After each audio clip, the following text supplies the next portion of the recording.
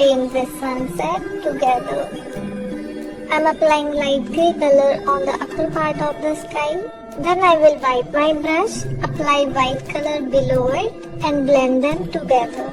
I'm applying chrome yellow near the horizon using clean wet brush and blend it upward using white. I'm also adding few clouds using orange color. To paint the mountain, I'm mixing orange into the grey color of the sky. And for the bushes, I'm mixing sap green and black in 50-50 ratio. And I will paint the bushes using dabbing motion. For the tree, I'm mixing lot of water into the color. And I will paint the tree by simply splattering this color. And with that, our painting is complete.